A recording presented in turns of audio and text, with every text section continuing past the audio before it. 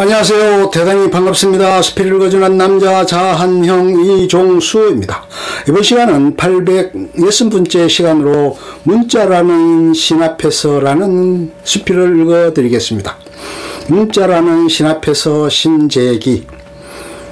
종이 위에 빼곡히 박힌 글자가 나를 꼬나본다. 와다닥 뛰쳐나와 내 면상을 후려칠 기세다. 때로는 그 글자가 칼날이 되어 가슴을 찌르고 내 자존심을 사정없이 깔아뭉갠다. 책 속의 문자들 앞에서 가슴 조이며 다리를 후덜후덜 떨었을 때가 한두 번이 아니다. 책을 열지 않는 것이 상책이어서 한참 동안 멀찌감치 밀어놓거나 아예 가까이 가지도 않는다.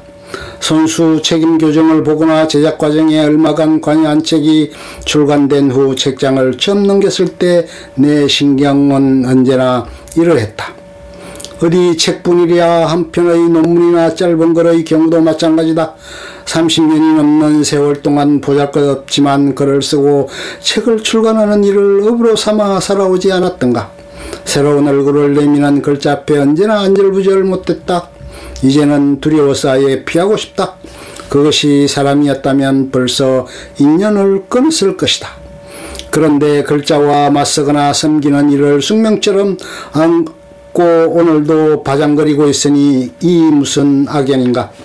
두려움과 기대감을 안고 새로 나온 책을 여는 순간 오탈자가 눈에 들어온다.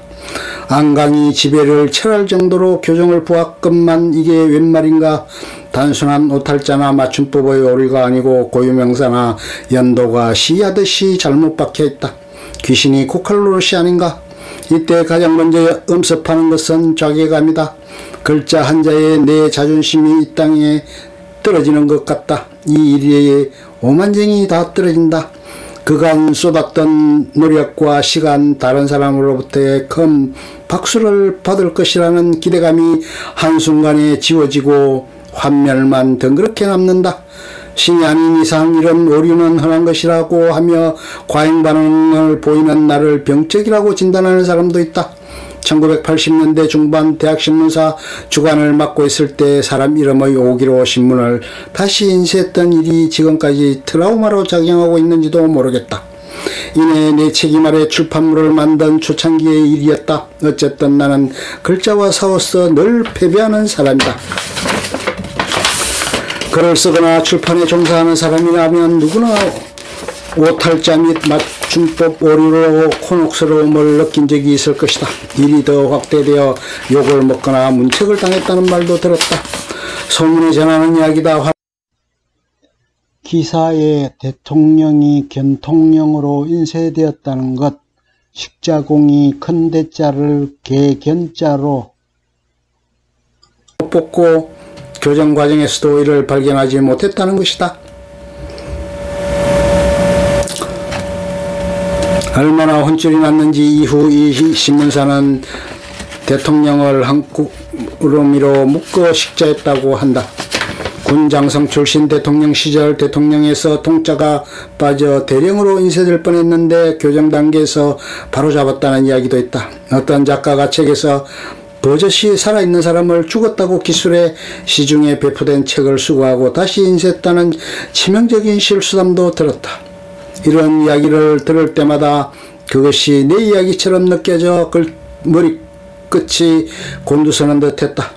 자신의 실수니 잘못이 명백하게 드러나는 순간의 낭패감이다. 조선시대에는 국가가 교서감과 서적원이라는 기관을 두고 서적 간행을 관장했다. 원문 교정 작업에도 많은 신경을 썼으나 착오가 끊이지 않았다. 이에 중종 때에 이르러 잘못이 있는 경우 담당자를 처벌하는 벌칙조항까지 제정한다. 1573년 교서관에서 올해자로 내훈을 정관했는데 인쇄 상태가 정밀치 못하는 등 많은 문제가 생겨 관원과 장인이 이 법령에 따라 처벌되었다는 기록이 전한다. 법령집 대전 후속록에 수록된 철저한 교정을 위한 법규를 보면 가민관 이하 관원은 매 권에 오자 한 자가 있으면 곤장 30대에 처하고 합쳐서 5자 이상이면 파민했다. 지금과는 문학적 패러다임이 다른 시대이긴 하지만 그 문책이 절대 가볍지 않았던 것 같다. 나의 현재 상황을 그 당시로 옮겨놓는다면 끊이지 않는 곤장으로 내 몸은 아마 만신창이가 되었거나 오래 버티지 못하고 그 자리에서 쫓겨났을 것이다. 생각만 해도 끔찍하다. 우리말의 정확한 표기를 목적으로 정해놓은 어문 규정에는 한글 맞춤법 규정, 어학 규정, 외래 표기법, 로마자 표기법 등이 있다. 더 나아가 맞춤법에 속해 있는 띄어쓰기, 문장 부호, 정확한 문장 쓰기까지 더하면 복잡하고 어렵기가 이루 말할 수가 없다. 여기다가 국립국어원의 표준 국어 대사전의 융통성 없으면 짜증까지 보탠다. 이러한 규정에 맞게 오차 없이 우리 글을 적는 일은 거의 불가능에 가깝다. 왜 이렇게 복잡한 규정을 만들어 국어 표기를 통제하려고 하는가? 디지털 매체나 젊은 세대에 널리 펴져 있는 국어 표기의 해체가 언중의 의사소통을 크게 악화시키지 않는다. 한국어를 모국어로 사용하는 사람들에게 표기의 작은 오류는 실용적 측면에서 문제가 될 것이 없다. 그런데도 어느 공동체가 규정에 따른 정확한 표기를 요구하는 것은 그것이 소통이라는 실용성보다 이념적 차원에 다 있기 때문이다. 더 근원적 이유는 정확성을 지향하는 문자의 속성과 문자 문화의 관성이다. 내가 주관을 맡고 있는 잡지 겨울의 한 수필가의 이름이 오기가 있었다. 교정을 도와주는 사람의 잘못을 수정해 주었는데도 최종 교정을 책임지는 나는 그들도 보지도 않았다. 내 머릿속에 그의 이름이 처음부터 잘못 입력되어 있었다. 이름도 가끔 들었고 한두 번 만난 적도 있었는데 말이다. 이름 표기가 잘못된 점은 그렇다 치고 평상시에도 그의 이름을 제대로 기억하지 못한 점이 미안했다. 내가 그의 입장이 되었다면 무시당한 것 같아 크게 서운했을 것이다.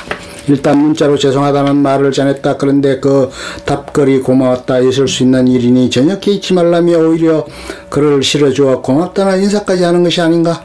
직접 만날 기회가 있어 내 실수에 대한 미안함을 전했는데 마찬가지로 나를 위로해 주었다. 그간 내 글이나 남의 글에서 표기의 작은 오류를 두고 너무 까다롭게 반응하지 않았는지 되돌아보는 계기가 되었다. 실수에 대한 너그러운 수용도 필요하지만 어쨌든 문자 표기는 정확해야 한다. 문자는 종이에 고정되는 순간 더는 수정할 수 없다.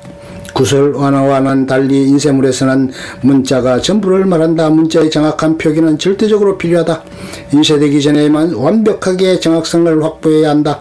문자 기록의 이런 확장성을 상징하는 것이 바로 금석 문자가 아니겠는가. 정확성한 문자 표기의 생명이고 본질이다. 교정에 매달리는 이유도 여기에 있다. 어쩌면 오탈자가 없고 문법에 맞는 문자 텍스트를 생산하는 일은 신을 경배하는 의식과 같다. 글을 쓰거나 책을 만드는 사람은 문자의 신을 섬기는 존재다. 나도 그중 한 사람이다. 신을 섬기는 일은 왜라는 이유나 논리 너머에 있다. 디지털 시대가 본격적으로 전개되면서 나의 신은 조금씩 신성을 잃고 있다. 그렇다고 내가 섬겨온 신을 버릴 수 없다. 나는 오늘도 나의 신 앞에서 갈 바를 몰라 헤매는 가련한 존재일 뿐이다. 끝. 좋으면 좋아요, 구독, 알림 설정 눌러주세요. 감사합니다.